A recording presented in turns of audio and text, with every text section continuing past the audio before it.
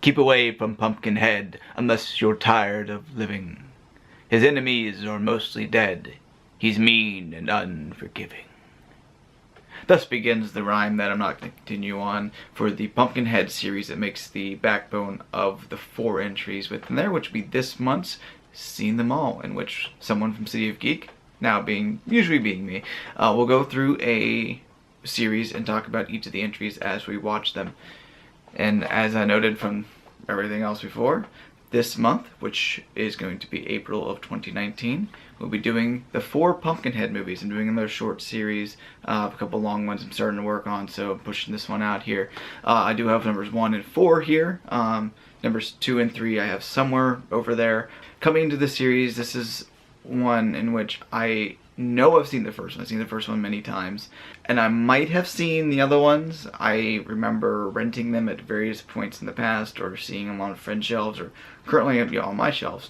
But I don't have any recollection of anything that happens in 2, 3, or 4. So they might be new to me. They might not be. I'll be watching like, this seems slightly familiar. But they'll essentially be new if there's no memories coming in for them. It's kind of surprising that for a movie that came out in 1988, there's only 3 sequels. One of which coming directly to video in 1994, and parts 2 and 3 going directly to Sci-Fi Channel, later having their DVD releases. The first 2 do have Shout Factory releases, but enough of me gabbing, let's just go ahead. I'm going to go and watch the first movie, and then I'll be back after I finish watching. And we're back after watching Pumpkinhead for probably, I think it's probably the 6th or 7th time I watched it. I haven't really seen it that many times compared to some other horror classics, because it's always been something I've been of 2 minds on. I've always wanted to like it more than I do. I like the creature design. I love Lance Henriksen in anything, even all the Sasquatch movies he's been in. I like the idea of the lore behind it. I like the makeup on the old witch. I love the look of the film that Stan Winston gives with the cinematographer Bojan Bazelli. I just looked away because I didn't have it memorized. But something about it always comes a little off for me, like it doesn't quite work. It's not that Pumpkinhead doesn't show up to 46 minutes in out of 88-minute movie. That's fine. I like the setup, I like the build, and it's not just a slasher. Lance Henriksen's character Ed Harley gets wronged, and he has to get vengeance by bringing out the demon, and kills the kids. It's not about the killing of the kids, it's about vengeance and what it does to you. The original title was Vengeance the Demon.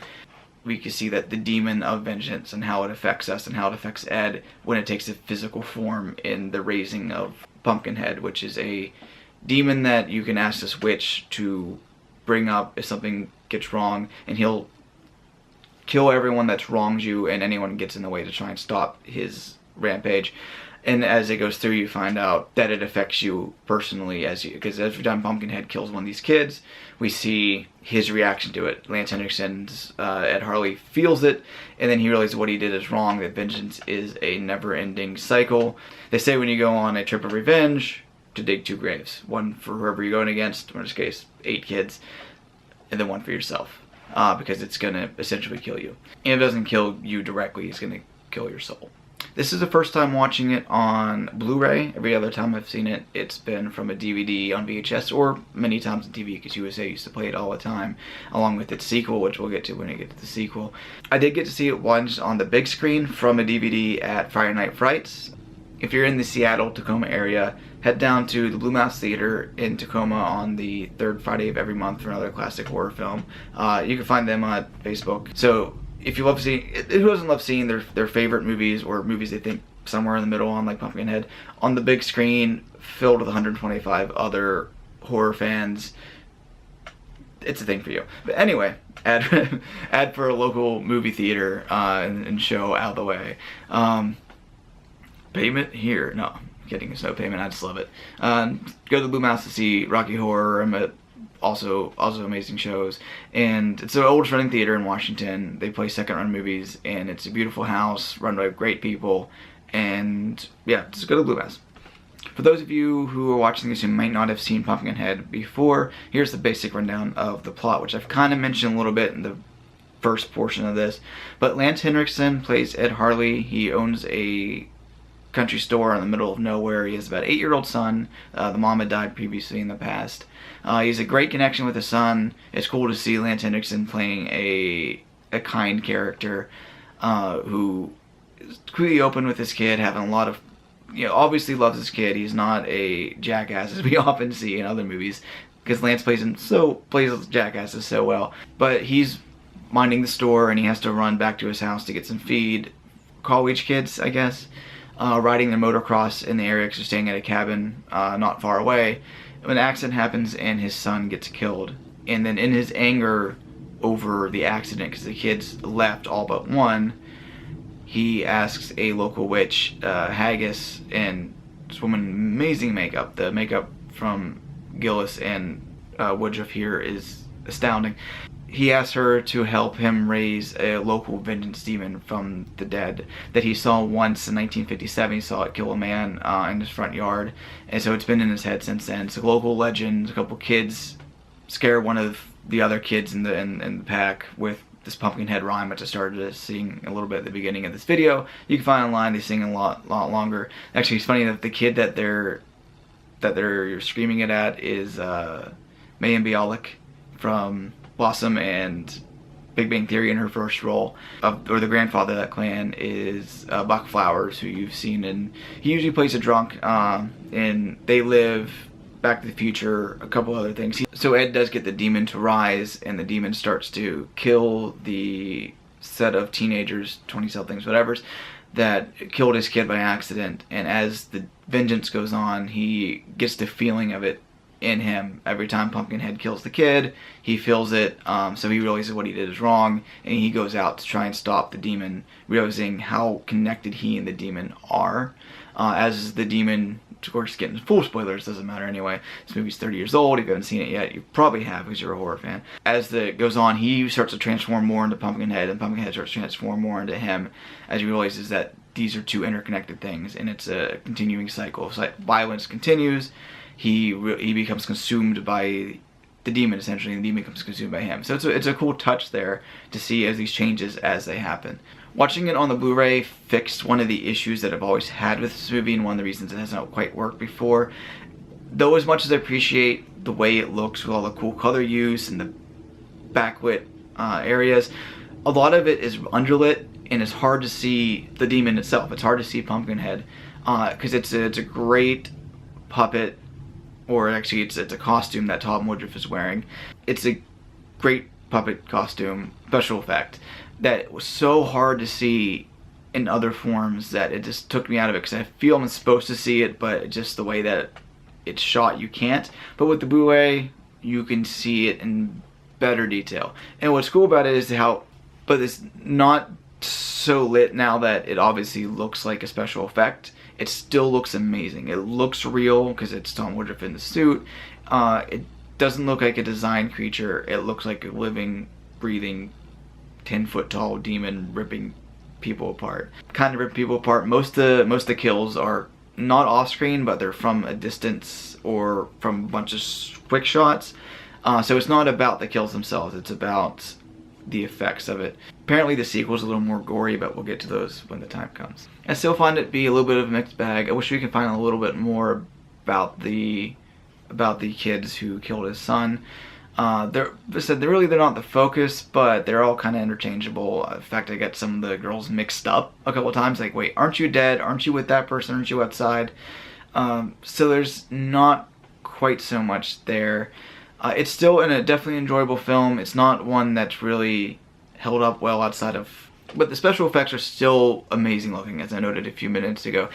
I think it really helped that this film was directed by Stan Winston, who's best known as a special effects master. Everything he's done, it's amazing. You've seen it, the Terminator movies, Aliens, Jurassic Park, the list goes on and on and on, and what makes Stan Winston's work amazing.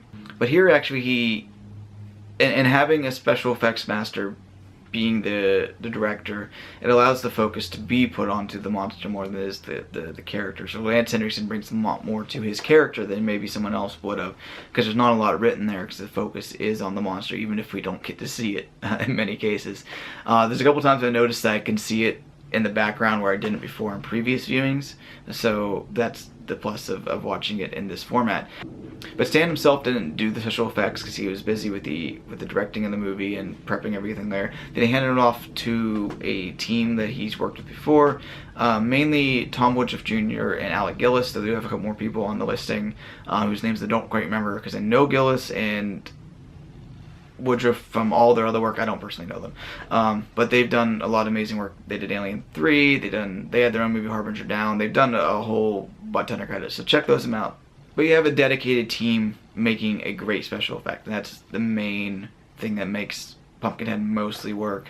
It still feels a little long at 88 minutes. I do appreciate the setup and taking 47 minutes to get to the actual creature, but maybe could have cut that down a little more to add in more character work, add in a little more to the stalk and slash sequences, make them a little more notable. Not saying you have to make it about that, don't gleefully go into the killings, but also give us a little more meat to go with there.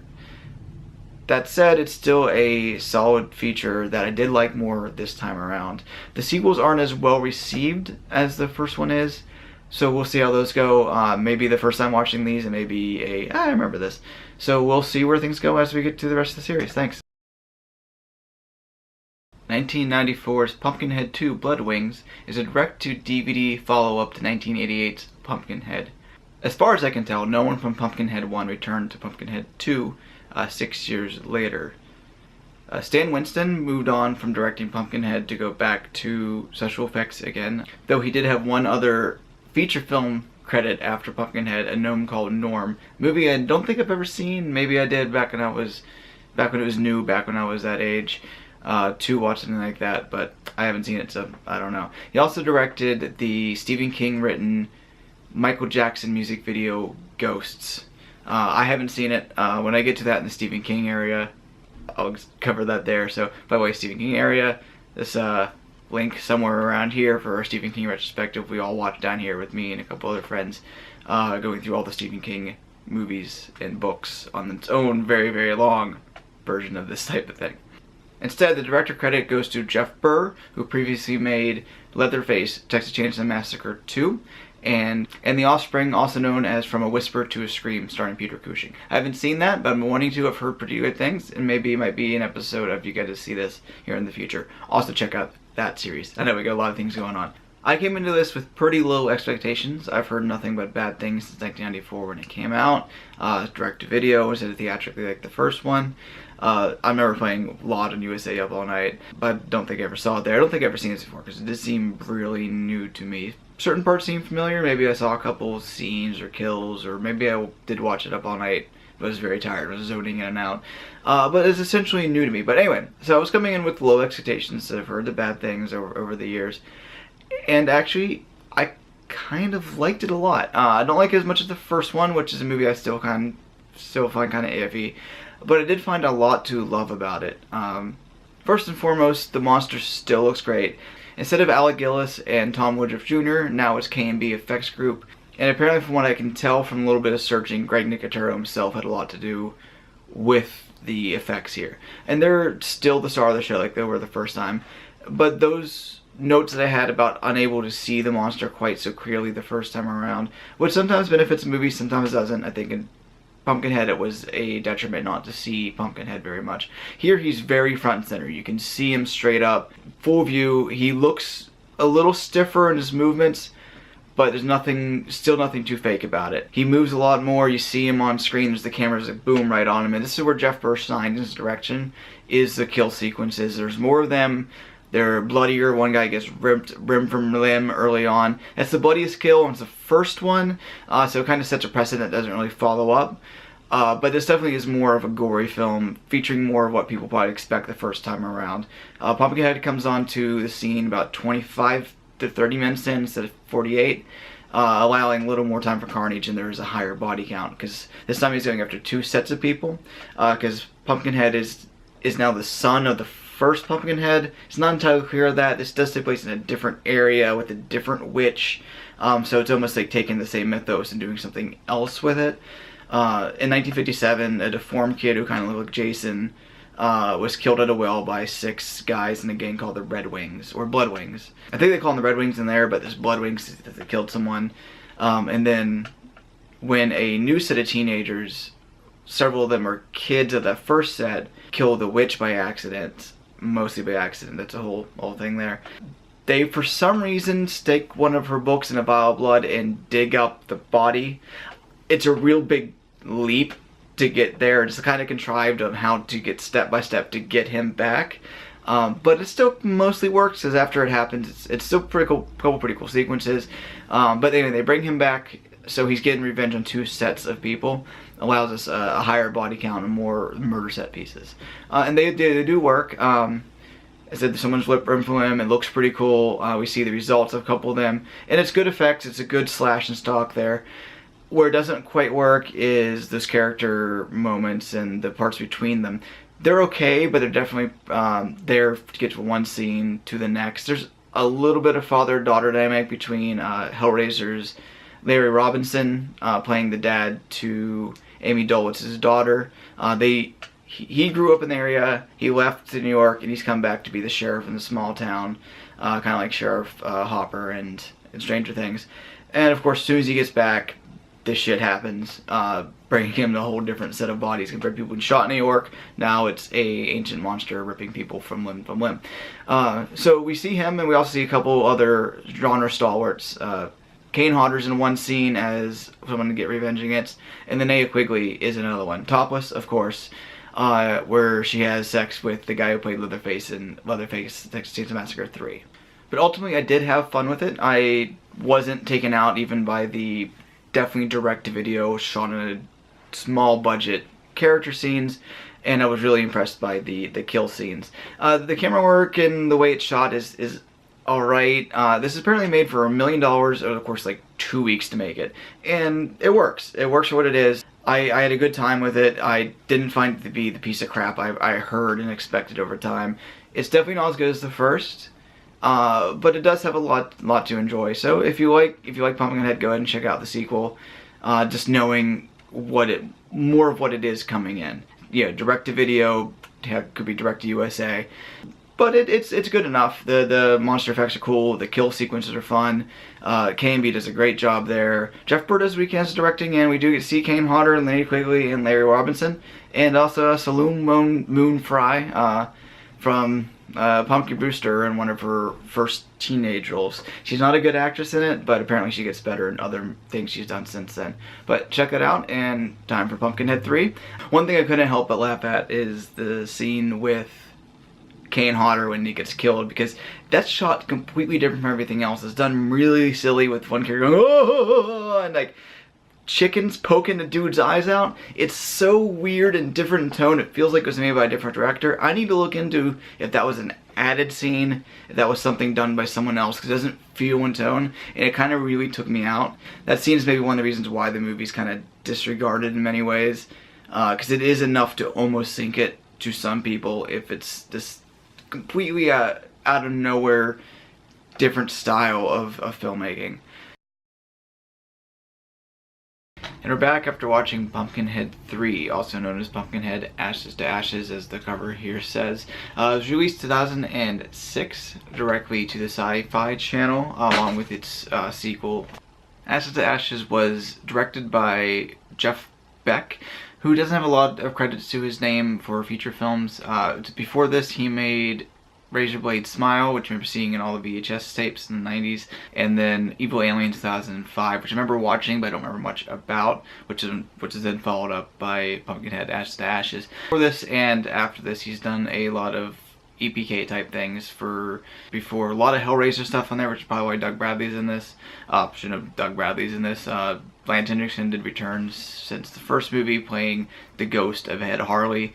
He's really pointless in the movie, but he's there because he's a name. Pumpkinhead, Ashes to Ashes, and Blood Feud are part of something happened a lot in the late 2000s where various producers were able to pick up rights for dead or never existing franchises like Roadhouse 2 franchises and ship them to Romania, where they made them on the cheap with 1 or 2 known stars with digital cameras that make everything look like a Mexican soap opera. This happened a lot of the Hellraiser movies, which we'll get to in time. Bruce Campbell made a bunch of movies that way, but actually new movies like Man with the Two Brains and such, because they were really looking to film in Eastern Europe, because apparently it's much cheaper than filming here, and it really shows. I was hoping that even if the production design was pretty bad, everything else would be cool, maybe some good kills, some interesting characters. I heard decent things about this and Blood Feud. I haven't watched Blood Feud yet, that's next. But this was not a good movie at all. It was an hour and 35 minutes, and I just kept waiting for it to end. And it just moves along with such a slow, languid pace with no tension, no narrative drive. It's like they needed to be 95 minutes, and they're going to make it happen. Any other person worth of salt probably would have cut this down to like 70 minutes, or never made it at all, because it doesn't bring a lot of anything to it. It's the direct sequel to the first, picking up whatever amount of years later. The kid who sent Ed Harley to Haggis's house to get Pumpkinhead is now an adult, but hamming it up, just playing it really dumb, to a very annoying character. The basic plot this time here is him and his family, the Wallaces, who saw as kids in the first movie, are being hunted by Pumpkinhead because other townspeople found out that they were working with Doug Bradley to selling fake remains. What they're actually doing with the bodies is kind of weird. I think Doug Bradley is selling parts of them, selling stuff on the black market. How he does this out of a small town in the middle of nowhere, who the fuck knows. So it's kind of a mess when it comes to that for plotting. It just a bunch of the people in the town who are all horrible performers. I'm sorry if this is popping up and you're like, I remember this, I made this movie. The main woman, who is blonde-headed woman with this really bad dye job, is just god awful. They're all put on these really bad southern accents, even though I think the first movies more took place in the West, but these all just took place in like the deep South with that sort of weird accent. And it's just god. Everyone's just working their way through it. Pumpkinhead this time looks really awful. He's really stilted. He barely moves. Whoever's in the suit isn't giving anything new to the performance. As in, like, there's a point where the first time you see him, he appears and he like literally walks across like this, just strolls. Bye, Freddy. Freddy. He just strolls his way across like he isn't a guy in a monster suit and just kind of like reaches out. Doesn't feel like he's doing any sort of performance with it.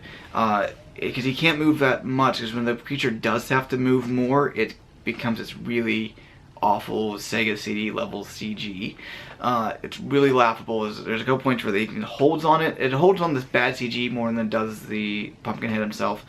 There's a point where he breaks into a church and he's just standing there against the window and just staying there like they think he looks good, and he doesn't. The kills are essentially bloodless. There's one bloody one, he puts him on a church spire, or the mortuary spire, which is big ass mortuary for a tiny town. It had like 3 people in it 20 years ago. But there's nothing to the kills. It's all point and shoot. I guess I wouldn't say fun's the right word, but there's nothing really pressing at all. It just happens. Everything is shot the same way. There isn't any, even like as people shit on Blood Wings, which I kind of liked it, as I noted in the last part of the video. They have a look to it, and this is just plop the camera down and here's this open expanse. There isn't any work done to make certain things look in a way. And between that, the bad acting, the way that Pumpkinhead himself looks, how the script just wanders its way through everything, this isn't a good entry at all. I've just been struggling to really find more about it to even mention it, more than saying it sucked, because that's just a bad review to simply say it sucked. Hope we give a reason of why it wasn't a good movie and a waste of this, because Pumpkinhead looks pretty cool, like he could look cool. Lance Henriksen is wasted. His character could be cut completely. He's the ghost of his version from the first one, so it makes him the ghost and also the monster the way that it works, because it's a version of him since it cycles. But he could be cut out completely, because he could be just, I think Buck is his name. It could be completely just his imagination, because he doesn't bring anything. He doesn't bring any new interest to the plot. He doesn't bring anything new. He's just more so we can have Lance Henriksen back.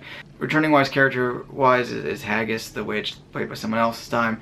with a really bad mask. It looks like a discount Philistine. And we're back with the fourth and final entry in the Pumpkinhead franchise. We're going to do a four this time after the zillion Pink Panther ones. I figure we're going to cut that a little short. With 2007's Blood Feud, it doesn't have a 4 on this directing title. It's like Ashes to Ashes did to kind of, because they're all kind of standalones in a way. You don't really need to see the other one, especially this one. This one really stands from the other ones, even though Lance Henriksen's back, because if you got them, might as well use them. This is also made by the Sci-Fi channel for release on their channel first before coming out on DVD. But it does have a new writer-director, Michael Hurst, who doesn't have a lot of titles to his name. The main thing is he wrote Re-Kill, which I actually remember liking a couple years ago. I can't remember anything about it, but I did remember enjoying it. He also directed House of the Dead 2, which I haven't seen, but maybe one of these days I'll check it out for a little fun. Can't be worse than the first one, right? Because actually, I kind of like this movie. It's not great. It still feels its cheapness in many ways, but it's definitely a lot better Pumpkinheads over Pumpkinheads over Pumpkinhead Ashes to Ashes, because there's a lot more work put into this to make it actually look pretty good. The performance is a lot better. They're still pretty rote, but it doesn't have that thick action that the third one did, even though it takes place in the same area a little bit after. So this is still Razorback Hollow, and you still get Haggis coming out with the same bad makeup. That it looks better this time. Like the first time, it was lit weird, performed weird, shot odd. She looks a lot better this time. It still looks a little off, but for the most part it works. Like Pumpkinhead moves a lot better. It's the same actor in the costume, so it might just be just a better director this time, makes him perform better. It's still this. I think it's the same costume. They might have done a couple touch-ups after looking at Pumpkinhead 3 and saying, all right, we need to fix a lot of this.